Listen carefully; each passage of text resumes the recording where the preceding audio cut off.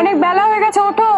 সোনা, রূপা ওঠ, অনেক দেরি হয়ে গেল তো, বেলা হয়ে গেছে, ওঠ। সেই না, এই সোনা বলতে দি কি গো, ওরা দেখো না, অনেকক্ষণ ধরে ডাকছি, উঠছেই না। অদ্ভুত, ওদের তো সকাল সকাল স্কুলে যাওয়ার অভ্যেস, এত দেরি করে তো কখনোই ওঠে না। কিন্তু আমরা তো বেরোবো, ওরা থাকবে কার কাছে?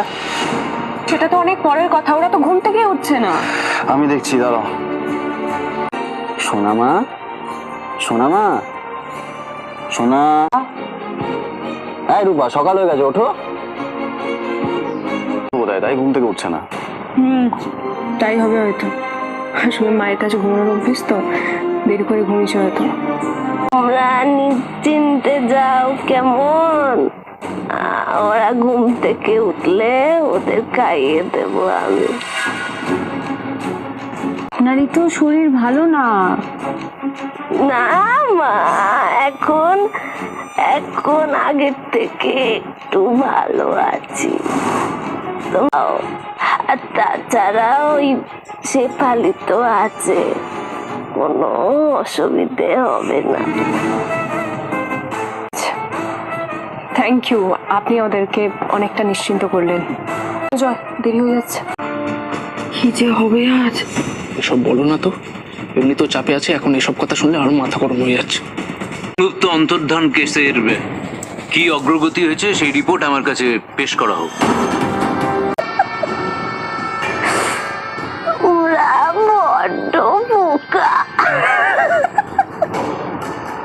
মিশকা আন্টির সাথে যাওয়ার জন্য রেডি তো?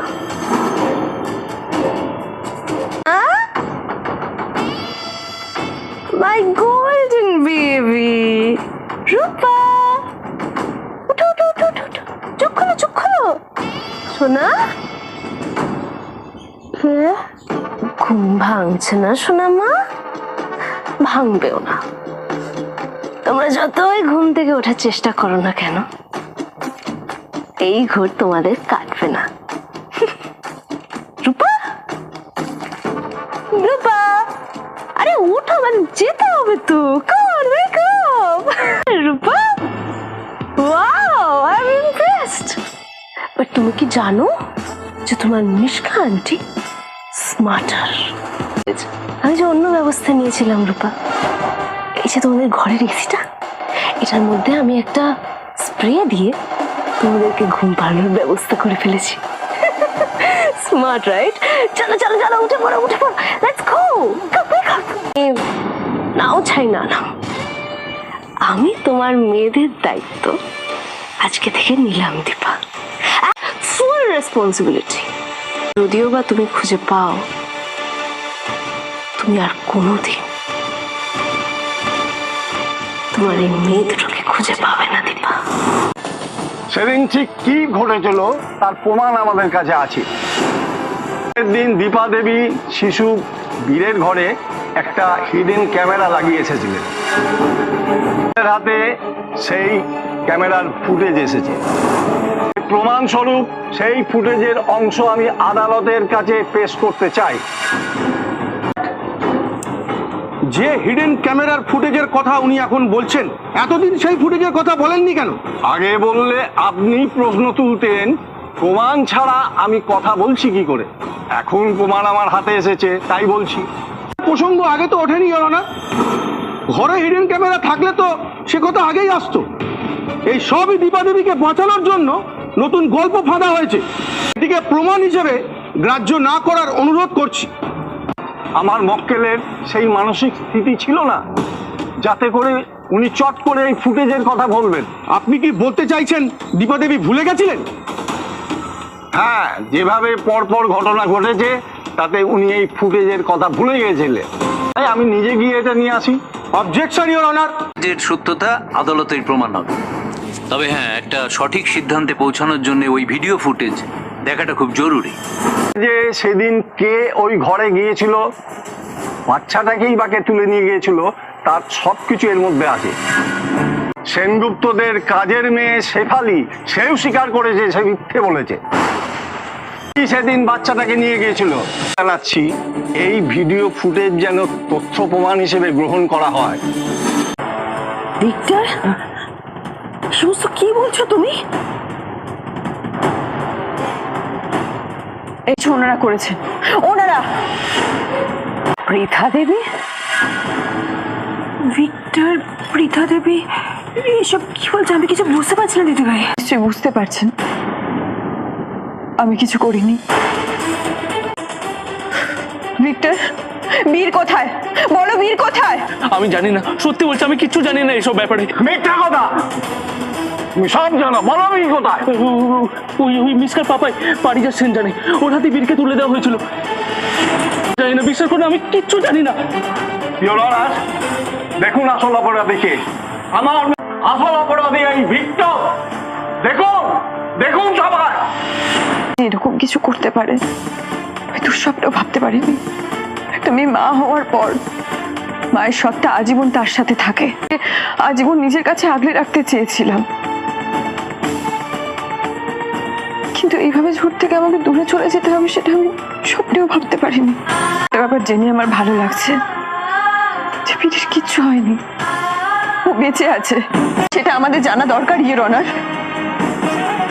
ঠিক, এখন এই অবস্থায় বীরকে খুঁজে পাওয়াটা অত্যন্ত জরুরি, আর আসল অপরাধীর শাস্তিটাও জরুরি। আদালতকে বলবো দোষীদের যেন কড়া শাস্তি হয়। না, অনার, আমার কোনো দোষ নেই, আমার সত্যি কিছু করার ছিল না। পৃথা দেবী, আপনার যা বলার আপনি কাঠগড়ায় এসে বলুন। আপনি কি বলতে চাইছেন পরিষ্কার করে বলুন। আমি একদিন সবকিছু ছেড়ে চলে গিয়েছিলাম একটু ভালো জীবন পাওয়ার আশা, পাইনি। বলুন, লোভের জীবন। আপনি শান্ত হন। তুমি কি করে বুঝবে আমার জ্বালা? হ্যাঁ, ভালো জীবন না লোভের জীবন তুমি কি করে বুঝবে দীপা? তারপর একটা পুরুষ মানুষের থেকে হাত বাড়িয়ে চলেছ। Objection, Your Honor! উনি আমার মক্কেল দীপা দেবীর বিরুদ্ধে অসাংবিধানিক কথাবার্তা বলছেন। ওকে আমি জন্ম দিয়েছি, আমার জানার অধিকার আছে যে আমার ছেলে কাকে বিয়ে করবে, কি করবে। যখন আমি ফিরে এসেছি তখন ওকে, আমাকে সব কাজে বাধা দেওয়ার ওকে, ও থাকলে আমি কিচ্ছু পাবো না, কিচ্ছু পাবো না। ওই মেয়ের কোনো অধিকার নেই অর্জুনের উপর। ওকে, ওরে কতটা অধিকার আছে সেটা আপনি ঠিক করবেন। হ্যাঁ, ঠিক করবো, অবশ্যই আমি ঠিক করবো, কারণ ও যার উপর অধিকার ফলাচ্ছে সে আর কেউ নয়, সে আমার সন্তান, আমার অর্জুন, যার শরীরে আমার রক্ত বইছে। ছোট্ট শিশুর জীবন নিয়ে নোংরা খেলা খেলবেন? আপনার একবার হাত কাঁপলো না? লজ্জা করে না আপনার? করেছি, বেশ করেছি। এই মহিলা এরকম, এই মহিলা কতটা ভয়ানক এটা একমাত্র আমি জানি, কিন্তু তার জন্য বীরকে ইউজ করতে পারেন এটা আমি কোনোদিন ভাবতেও পারিনি। মা, পৃথা চক্রবর্তী কখনো শত্রুর শেষ রাখে না। ভাষা আমি উল্টে দিয়েছি দীপা, বীরকে আর কোথাও পাবে না। তুমি শেষ দীপা, দীপা শেষ। কেন করলেন এটা? আপনি চাইলেই আমরা সবকিছু দিয়ে দিতাম, এই নোংরামিটা করলেন কেন? তুমি দিতে, তুমি দিতে অর্জুন, কিন্তু ওই মেয়েটা সেরকম নয়। তো বাড়ির সবকিছু আগলে রেখেছে, তোমার সবকিছু নিজের মতো করে আগলে রাখতো অর্জুন। ও আমাকে থ্রেট করেছে। টাকা সম্পত্তির জন্য আপনি এতটা, ছি, আপনি এতটা নিচে নামতে পারেন? কোনো মা পারে?